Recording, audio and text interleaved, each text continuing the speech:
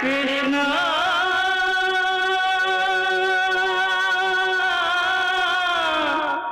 कृष्णा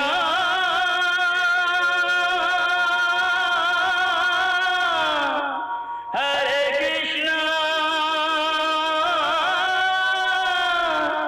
हरे हरे।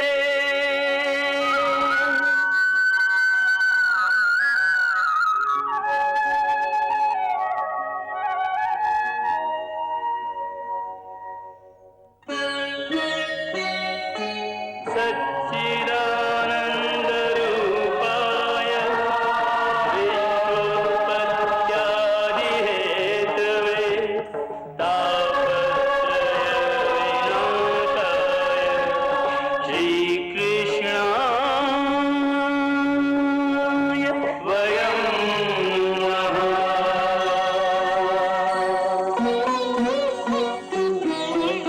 श्री कृष्ण गोविंद हरे मुरारे हे नाथ नारायण वासुदेव। हरे कृष्ण राधे कृष्ण राधे राधे कृष्ण कृष्ण कृष्ण राधे कृष्ण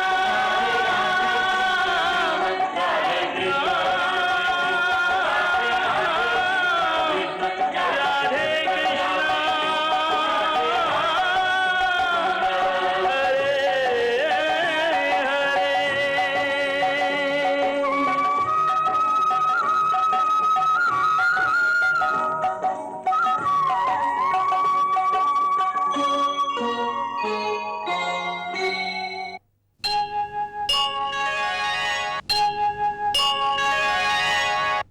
श्री कृष्ण की द्यूत सभा में द्रौपदी की पुकार पर अपनी लीला दिखाते हुए एक स्त्री की लाज की रक्षा की। ये देखकर सब स्तब्ध रह गए। दुर्योधन, दुशासन, कर्ण और शकुनी जैसे पापियों को थोड़े समय के लिए अपने हथियार रख देने पड़े थे, क्योंकि श्री कृष्ण की उस लीला के बाद सबकी आत्माएं जाग गई थीं।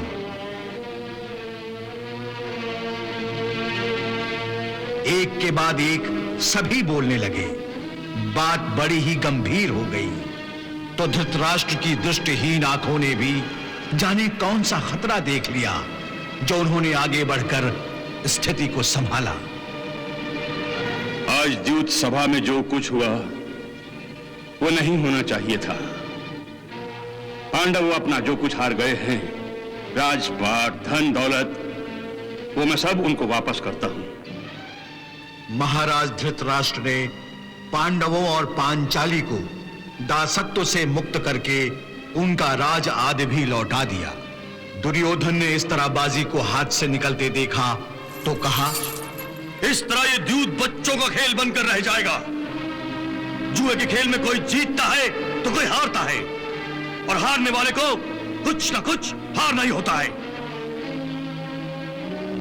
आखिर एक फैसला हुआ कि पांडव 12 वर्षों के लिए वनवास और 1 वर्ष के लिए अज्ञातवास में जाएंगे। कोई दोष का फल कहे, कोई नियत का लेख। कोई दोष का फल कहे, कोई नियत का लेख। परिजन पुरजन सब दुखी, दीन दशाएं देख। राजा दास बने, अनुजों संग राजा दास बने।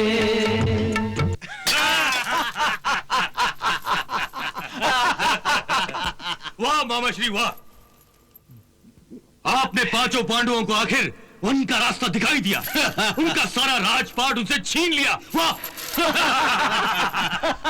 हाँ मामा श्री, पांचाली द्रौपदी को तो निर्वस्त्र नहीं कर सके, परंतु पांडवों को तो आपने नंगा कर ही दिया। मामा श्री, ये सब आपके आज्ञाकारी पात्रों का चमत्कार है। निसंदेह निसंदेह ये चमत्कार ही तो है जिसने युद्ध के बिना ही इंद्रप्रस्थ और हस्तिनापुर को मेरे चरणों में लाके डाल दिया है। मामा श्री, मुझे इस बात का पूरा विश्वास है कि द्यूत से पहले आपने जादू मंत्र से पासों को अपने वश में कर लिया था। अभी तो पासे आपके इशारों पर नाच रहे थे। तनिक धीरे बोलो अंगराज कर्ण, धीरे। सुना नहीं आपने? दीवारों के भी कान होते हैं। यदि शकुनी मामा के षड्यंत्र का किसी को पता चल गया तो अनर्थ हो जाएगा, अनर्थ। अब कोई अनर्थ नहीं होगा मामा श्री, ना। अब हमारा कोई कुछ नहीं बिगाड़ सकता। अब हम राजा हो गए हैं, राजा। राजा तो बन गए हो, परंतु केवल 13 वर्षों के लिए। उसके बाद पांडवों को उनका राजपाट सब कुछ लौटाना ही पड़ेगा। हम कदापि नहीं लौटाएंगे अंगराज कर्ण। इतना छल कपट पांडवों को केवल 13 वर्षों के लिए वनवास भेजने के लिए नहीं किया है। अरे 12 वर्षों में तो पांचों पांडव किसी वन्य प्राणी के भोजन बन जाएंगे, भोजन। यदि बच निकले तो हम उन्हें अज्ञातवास में से ढूंढ निकालेंगे और संधि अनुसार उन्हें फिर 12 वर्षों का वनवास भोगना पड़ेगा, वनवास।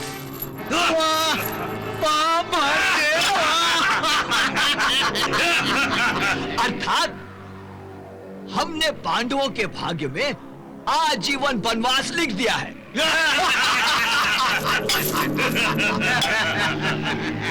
तनिक सोचो, वो भी क्या दृश्य होगा जब महाबली भीम अपनी गदा से वन में वृक्ष तोड़कर चूल्हे के लिए लकड़ियां काट रहा होगा।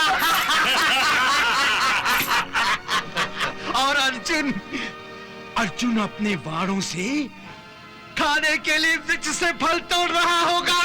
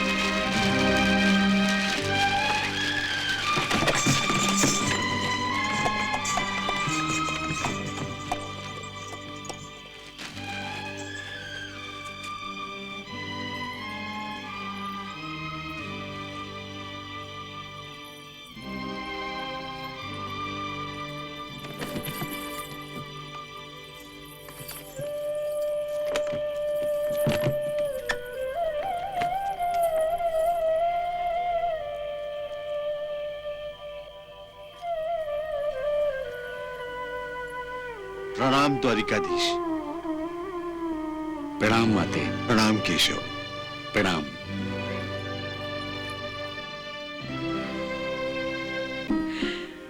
प्रणाम द्वारिकाधीश।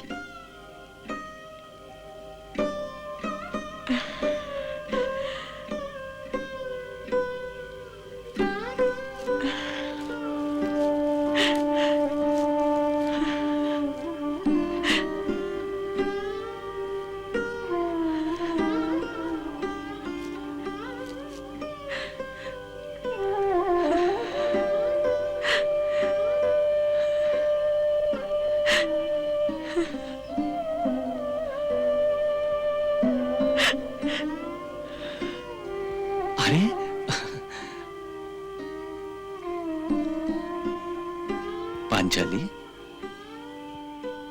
तुम्हारी आंखों में ये आंसू अच्छे नहीं लगते। तुम तो एक वीर शुल्का नारी हो। नहीं केशव, एक स्त्री जिसके सहारे कमजोर पड़ गए हो, वो आंसू बहाने के सिवा कर भी क्या सकती है। वो तो भैया समय पर पहुंचकर मेरी लाज की रक्षा न करते तो जाने क्या अनर्थ हो जाता। कुछ नहीं होता, याद रखो, जब तक तुम्हारा भैया इस संसार में है तुम्हें कुछ नहीं हो सकता। इस पर विश्वास रखो।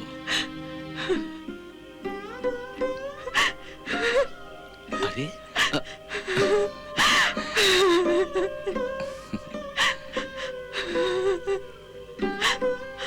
पांचाली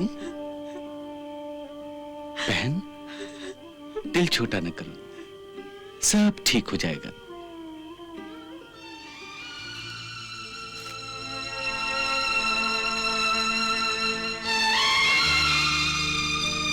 अरे तुम सब यूं मुंह लटकाए क्यों खड़े हो? जिनके मस्तक पर सूर्य का तेज है, उन पांडवों के चेहरे पर निराशा और पराजय की काली घटाएं इन आंखों से देखी नहीं जाती। जिनका मान सम्मान पूरी तरह से लुट चुका हो वासुदेव, उनके चेहरे इस योग्य होते भी नहीं कि देखे जाएं। सच तो यह है कि हम किसी को मुंह दिखाने के योग्य ही नहीं रहे। जुए ने हमें कहीं का नहीं रखा। अच्छा हुआ हम संसार से कटकर इस वन के एकांत में आ गए।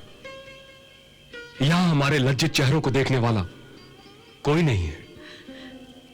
अब इस वन में मुंह छुपाने से क्या लाभ? उस दिन द्यूत सभा में सबके सब मुंह सीकर बैठ गए थे, जब एक नारी का मान सम्मान और उसके प्रतिष्ठा को भारी सभा में नीलाम किया जा रहा था। द्रौपदी, जो कभी दर्पण के सामने भी एक वस्त्र में नहीं जाती, उसी द्रौपदी को उसके बाल पकड़कर घसीटते हुए भारी सभा में लाया गया, उसे वस्त्रहीन करने की चेष्टा की गई, और ये दर्शक की भांति तमाशा देखते रहे। इनका खून नहीं खौला, इनके क्रोध का ज्वालामुखी नहीं फटा। अरे पांचों में से किसी एक का भी साहस नहीं हुआ जो मेरी लाज की रक्षा करते।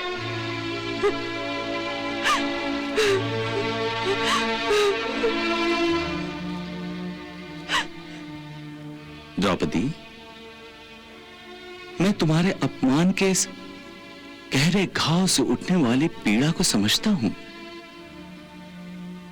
मैं तुम्हारी आत्मा पर लगे एक एक घाव को देख रहा हूं, और यह भी देख रहा हूं कि इस समय तुम्हारे मन में प्रतिशोध का जो ज्वालामुखी धधक रहा है, उसके विस्फोट से हस्तिनापुर ही नहीं, तीनों लोग जलकर राख हो सकते हैं। परंतु हे पांचाली, जरा सोचो, ये 5 पांडव जो तुम्हारे पति हैं, इनके सर बड़े से बड़े योद्धा के सामने नहीं झुके, परंतु आज अपने आप को तुम्हारा अपराधी मानकर सर झुकाए खड़े हैं। ऐसा नहीं कि इनके शस्त्रों की धार मिट गई है, ये अपने बल से आज भी प्रलय ला सकते हैं।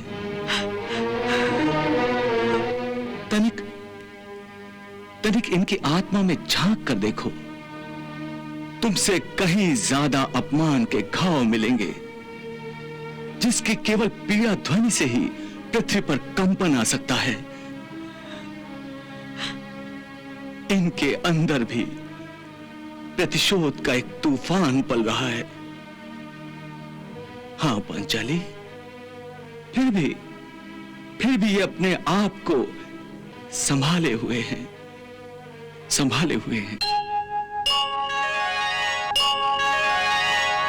इसे बोलने दीजिए वासुदेव, इसे बोलने दीजिए, हमें अपमानित करने दीजिए। पांचाली का क्रोध हमारे प्रति उचित है। इस समय इसकी बातें कड़वी अवश्य हैं, परंतु सत्य हैं। हां केशव, द्रौपदी के ये कड़वे शब्द जो बाण बनकर मेरे हृदय को छेद रहे हैं, इनसे पीड़ा अवश्य हो रही है, परंतु मैं इस पीड़ा में तड़पते रहना चाहता हूं। मैं ये भी चाहता हूं कि मेरे अपमान के ये घाव यूं ही जीवित रहे, इनसे रक्त का झरना यूं ही बहता रहे, ताकि 13 वर्ष के बाद मुझे अपने किसी घाव को कुरेदना न पड़े, मुझे अपना प्रतिशोध स्मरण रहे। तुम इसे भूल भी कैसे सकते हो धनुर्धारी अर्जुन? क्या तुम मेरे इन खुले हुए बालों को नहीं देख रहे, जिसे पकड़कर दुष्ट दुशासन मुझे सभा में लाया था? अब ये बाल नहीं, विषैले नाग हैं, नाग। इनकी फुंकार तुम्हें सुनाई नहीं दे रही? ये चीख चीख कर दुशासन का नाम ले रहे हैं। अरे व्याकुल है ये नाग दुशासन की छाती का खून पीने के लिए। क्या तुम इनकी प्यास नहीं बुझाओगे? अवश्य बुझाऊंगा पांचाली, अवश्य बुझाऊंगा। तुम्हारे ये बाल जो मुझे नाग बनकर हमेशा डसते रहते हैं, मुझे मेरी प्रतिज्ञा याद दिलाते रहते हैं जो मैंने द्यूत सभा में ली थी। भूलने भी नहीं दूंगी, और मैं तो मरते दम तक अपने अपमान को भुला नहीं सकती, और आप सबको उस समय तक क्षमा नहीं करूंगी जब तक मेरे अपमान का बदला नहीं लिया जाता।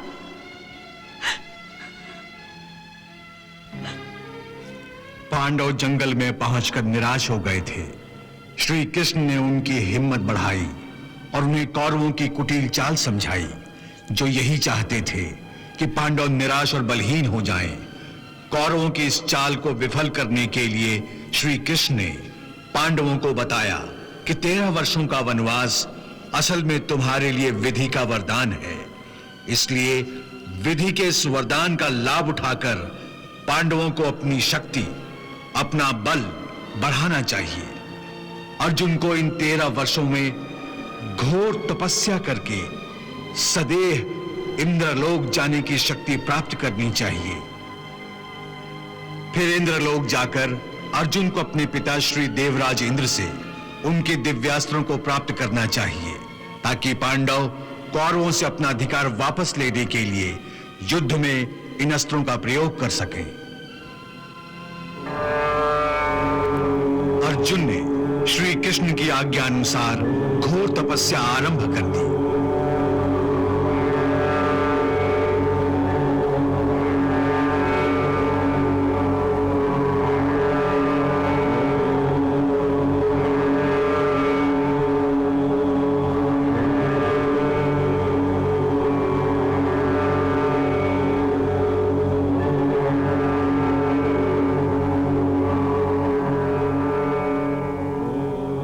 अंततः जब अर्जुन इंद्रलोक में सदैव जाने योग्य हो गया, तो इंद्र ने उसे लाने के लिए अपना विमान धरती पर भेजा।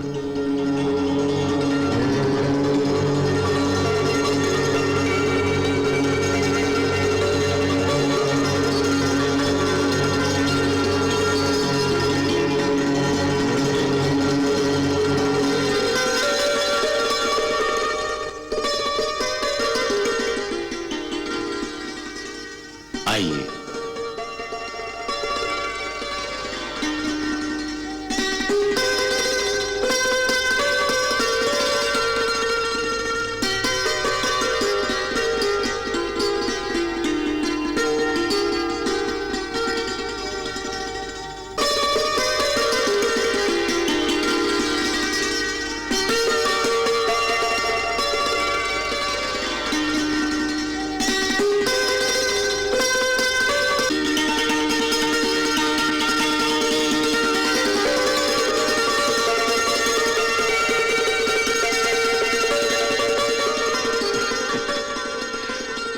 पुत्र अर्जुन, इंद्रलोक में तुम्हारा स्वागत है।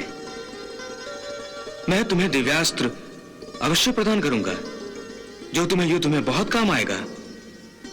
मैं धन्य हुआ पिताश्री। उर्वशी, अर्जुन हमारे इंद्रलोक का विशेष अतिथि है।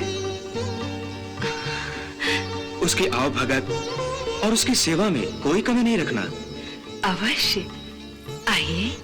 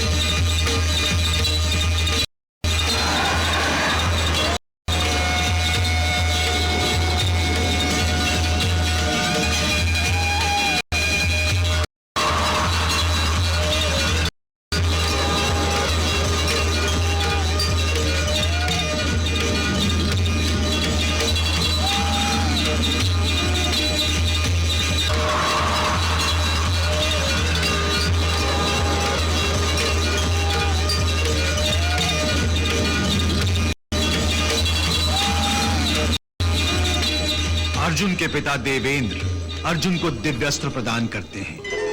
उधर उर्वशी अर्जुन को देखकर मोहित हो जाती है।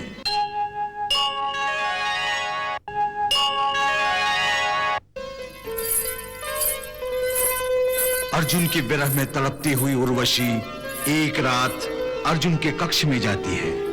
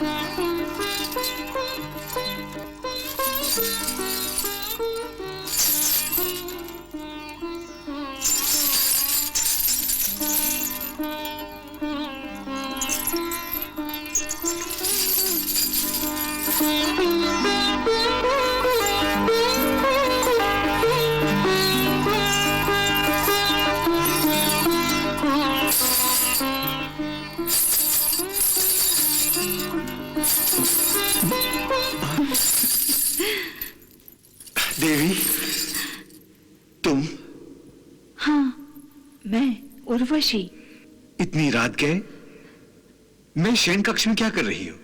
मैं अपने आतिथ्य धर्म का पालन कर रही हूँ।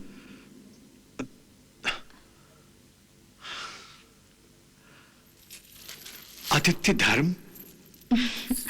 हाँ पार्थ, तुम इंद्रलोक के अतिथि हो और तुम्हारी सेवा करना हमारा परम कर्तव्य है। यही सोचकर मैं तुम्हारी सेवा में उपस्थित हुई हूँ। परंतु इतनी रात गए? ये सुंदर रात, जिसकी बाहों में चंद्रमा अपना प्रेम अर्पण कर रहा है, ये सितारे, ये मदमस्त सुगंधित, क्या बुराई है इस रात में? एक मनमोहन अतिथि की सेवा के लिए इससे उचित समय और क्या हो सकता है? देवी, ये तुम्हें क्या हो गया है? तुम्हें मुझसे ऐसी बात नहीं करनी चाहिए।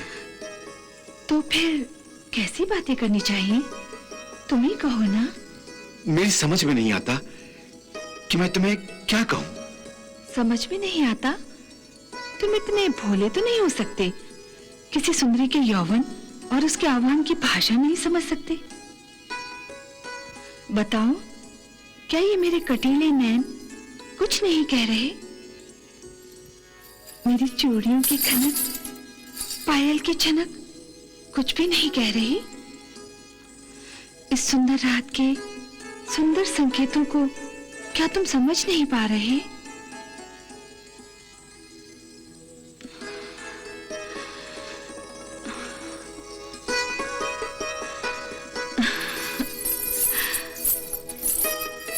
हे अर्जुन, तुमसे अच्छा तो ये दर्पण है।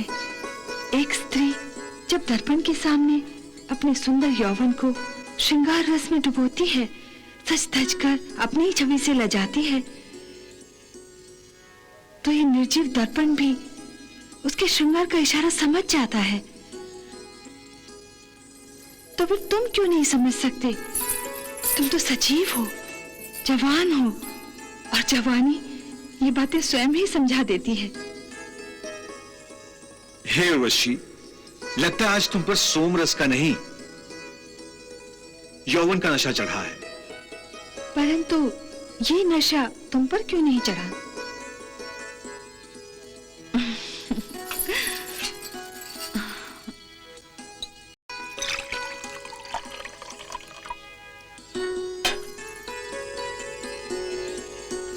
लो, इसे पी लो। यौवन की नशे की कमी ये सोमरस पूरी कर देगा। ये क्या कर रही हो? ये सदाचार नहीं, अनाचार है। इसमें अनाचार कैसा? मैं तो यहाँ अपने अतिथि की सेवा में अपने आप को समर्पित करने आई हूँ। और अतिथि का ये धर्म होता है कि उसकी सेवा में स्नेह और आदर भाव के साथ जो कुछ भी प्रस्तुत किया जाए वो उससे इनकार न करे, वरना यजमान का अपमान होता है। नहीं नहीं, ये धर्म नहीं है, ये तो अधर्म है, पाप है। हे अप्सरा, मेरे लिए हर वो स्त्री जो मेरे विवाह बंधन में नहीं बंधी आदरणीय है, देवी और माता समान है। माता? एक सुंदर स्त्री और नौजवान पुरुष के बीच माता का संबंध? तुम्हारी बातें तो मुझे श्राप के समान लग रही हैं। हे इंद्रनंदन, तुम व्यर्थ ही मेरे प्रेम को पाप और पुण्य के तराजू में तौल रहे हो। पाप और पुण्य का धर्म कांटा इंद्रलोक में नहीं, पृथ्वीलोक में चलता है। और हम इंद्रलोक की अप्सराओं की कोई सीमा रेखा नहीं होती, कोई संबंध प्रतिबंध नहीं होता। तुम इस समय इंद्रलोक में हो तो यही की रीतियों को निभाओ। इसलिए संकोच न करो और मेरे प्रेम को स्वीकार करो। नहीं देवी, मैं ये कैसे भूल सकता हूं कि मैं पृथ्वीलोक का वासी हूं और इसीलिए मैं पृथ्वीलोक के नियमों के अनुसार ही अपने संबंधों की सीमा में रहूंगा। यही मेरा धर्म है। तो क्या पृथ्वीलोक का यही धर्म है कि पुरुष एक कामातुर स्त्री की प्रेम याचना को निर्दयता से ठुकरा दे? परंतु देवी, आपका मेरा रिश्ता एक स्त्री पुरुष का नहीं है, बल्कि धर्म और इंद्रलोक के नियमानुसार भी आप मेरी माता हैं। माता? हाँ, आप जानती हैं कि देवराज इंद्र मेरे पिता हैं, आप उनकी प्रेमिका हैं। इस कारण आप मेरे लिए माता समान हैं। देवी, आप मुझ पर दया करके इस कक्ष से प्रस्थान कर जाइए। दया? तुम जैसे निष्ठुर प्राणी पर दया? मैंने आज तक किसी से प्रेम की याचना नहीं की। मैं उर्वशी हूँ, उर्वशी। आज तक संसार के हर पुरुष ने मेरे सामने प्रेम की भीख मांगी है। मैंने पहली बार किसी से एक भिखारिन की तरह प्रेम की भिक्षा मांगी और तुमने मेरा तिरस्कार किया है। इस अपमान को संसार की कोई भी नारी नहीं सह सकती। इसलिए मैं तुम्हें श्राप देती हूँ कि अपने जिस यौवन, जिस पुरुषत्व का तुम्हें इतना घमंड है, मेरे श्राप से 1 वर्ष के लिए तुम्हारे पुरुषत्व का नाश हो जाएगा। तुम 1 वर्ष के लिए नपुंसक बन जाओगे और स्त्रियों की भांति नाचते गाते फिरोगे।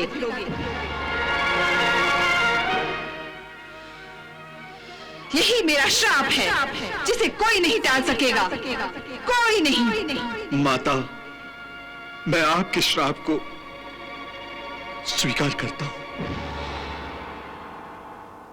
प्रभु, अप्सरा उर्वशी ने अर्जुन को इतना भयंकर श्राप दिया है।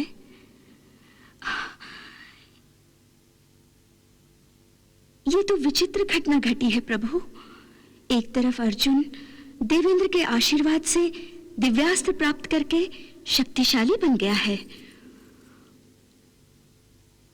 और दूसरी तरफ अप्सरा उर्वशी के श्राप ने उसे कहीं का नहीं छोड़ा। देवी, सत्य और धर्म का मार्ग पथरीला और कांटों से भरा तो होता ही है, इसलिए इस पर चलने वाले पथिक के पांव में छाले पड़ना भी स्वाभाविक है। धर्म का पालन करने वालों को इतना कठोर दंड दिया जाता है प्रभु। हाँ देवी, परंतु इस कठोर दंड के पर्दे में सत्यवादी पुरुष का कोई न कोई बड़ा लाभ अवश्य छुपा रहता है। दंड से लाभ? ये कैसे संभव है प्रभु? देवी, अप्सरा उर्वशी द्वारा अर्जुन को दिया गया श्राप भी विधि का विधान है और मैं इस विधान में छुपे हुए वरदान को स्पष्ट रूप से देख रहा हूं। वरदान? प्रभु, आप क्या कह रहे हैं? मेरी तो कुछ समझ में नहीं आ रहा है। देवी, पांडवों का 12 वर्षों का वनवास तो लगभग समाप्ति होने वाला है। उसके पश्चात 1 वर्ष का अज्ञातवास काटना अभी बाकी है। बस इसी 1 वर्ष के अज्ञातवास में उर्वशी का यह श्राप अर्जुन के लिए वरदान साबित होगा। इस श्राप के कारण अर्जुन अर्धनारी जैसा दिखाई देगा, इसलिए उसे कोई पहचान नहीं सकेगा। वाह प्रभु वाह, धन्य है आप और धन्य है आपकी लीला। अपने भक्त के लिए आप क्या क्या नहीं करते। देवी, अर्जुन केवल मेरा भक्त ही नहीं, मेरा सखा भी है। उसके लिए तो मुझे अभी भगवान भोलेनाथ से भी एक याचना करनी है।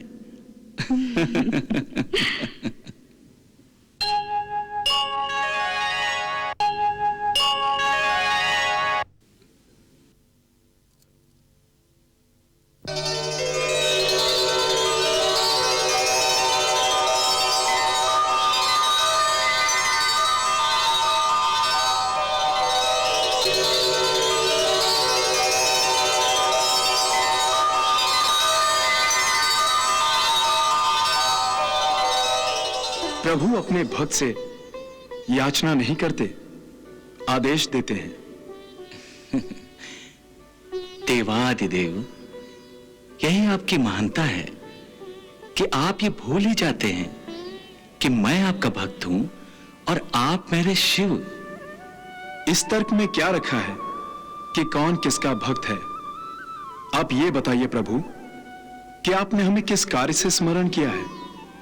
हे कैलाशपति, मेरा मित्र, मेरा सखा अर्जुन इंद्रलोक में जाकर अपने पिता देवराज इंद्र से नाना प्रकार के दिव्यास्त्र प्राप्त कर चुका है, परंतु यह पर्याप्त नहीं है, क्योंकि आने वाले युद्ध में अर्जुन को भगवान परशुराम के शिष्यों से द्रोण, कर्ण और भीष्म आदि से लड़ना पड़ेगा। हे महादेव, आप तो जानते ही हैं कि भविष्य में कौरवों और पांडवों के बीच जो महायुद्ध होने वाला है, उस विनाशकारी महायुद्ध के लिए अर्जुन के पास दिव्य अस्त्रों का भंडार होना अति आवश्यक है। इसलिए मैं चाहता हूं कि देवराज इंद्र के बाद मेरे सखा अर्जुन पर आपकी कृपा दृष्टि भी हो जाए, क्योंकि आपके कृपा दृष्टि के बिना कोई भी योद्धा विजयी कैसे हो सकता है। अतः हे महादेव, आप अर्जुन के गुरु बन जाइए। त्रिलोक में आपके जैसा गुरु दूसरा कोई हो ही नहीं सकता। प्रभु, मैं आपके आदेश का पालन पूर्णतः करूंगा। मैं अर्जुन का गुरु अवश्य बनूंगा, परंतु क्या महादेव? परंतु गुरु बनने से पूर्व मैं अर्जुन से गुरु दक्षिणा लेना चाहूंगा। कैसी गुरु दक्षिणा? शिक्षा देने से पूर्व मैं अर्जुन के बल, उसके शौर्य और उसकी धनुर्विद्या की परीक्षा लेना चाहता हूं। अर्थात वो मेरा शिष्य बनने योग्य है या नहीं, मैं ये देखना चाहता हूं। अवश्य महादेव, मुझे विश्वास है कि अर्जुन आपकी परीक्षा की कसौटी पर पूर्णतः खरा उतरेगा। मेरे कहे अनुसार अर्जुन इस समय आपका शिष्य बनने के लिए आपकी प्रतीक्षा कर रहा है।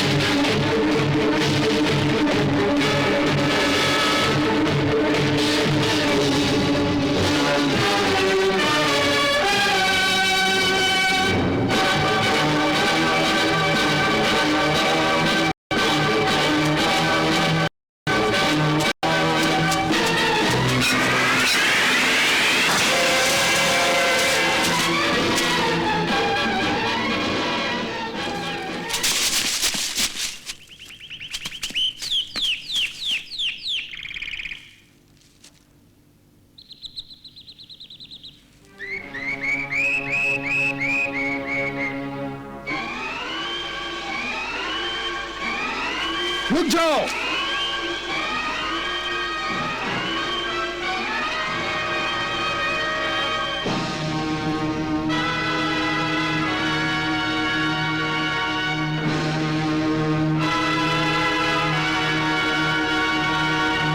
इस वरा की ओर दृष्टि उठाकर भी न देखना, क्योंकि ये मेरा शिकार है। तुम्हारा शिकार? एक ही रात इस वराह का शिकार तो मैंने किया है।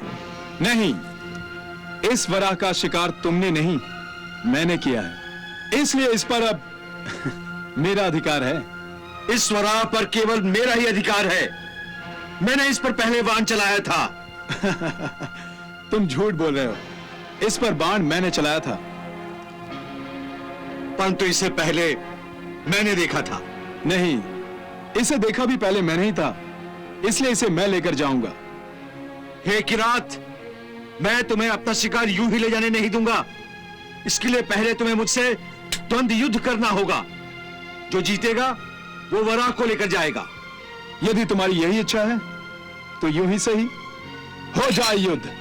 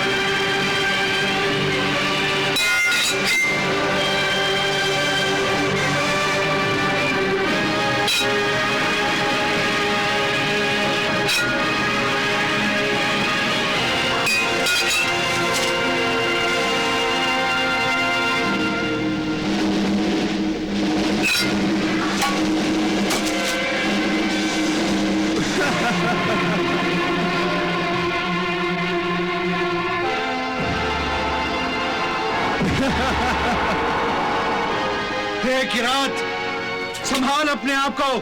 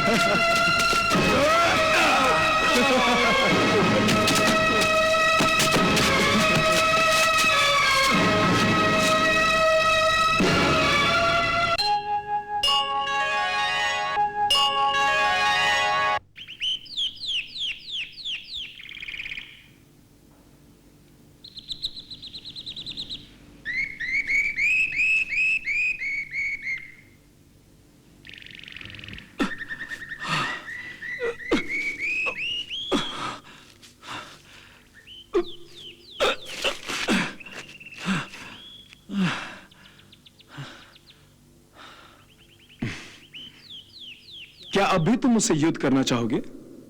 हे किरात, युद्ध अभी समाप्त नहीं हुआ है, परंतु फिर युद्ध करने से पहले मैं शिव जी की पूजा करना चाहता हूं। मुझे स्वीकार है।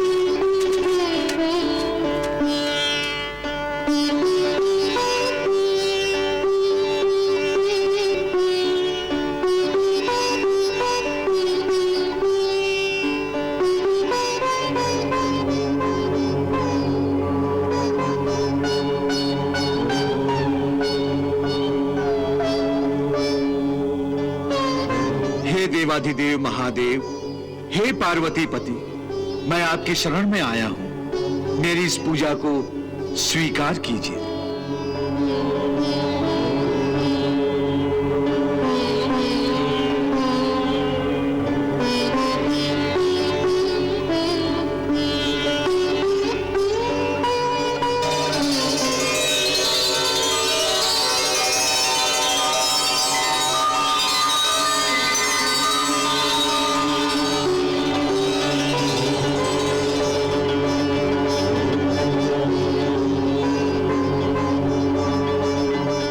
हे नीलकंठ, हे त्रिपुरारी, मुझे इस किरात को युद्ध में परास्त करने की शक्ति प्रदान कीजिए।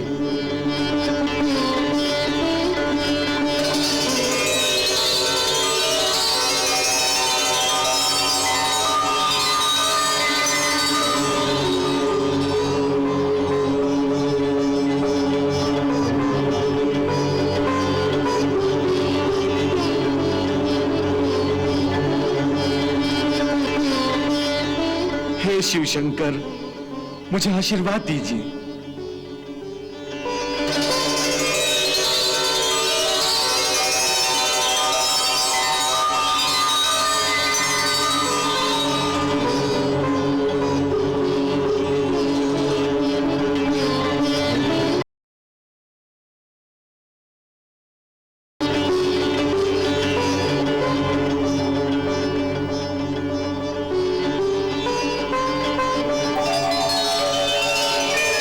हे पार्थ,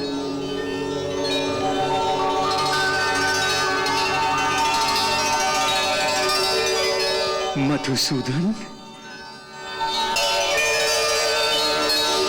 कृष्णा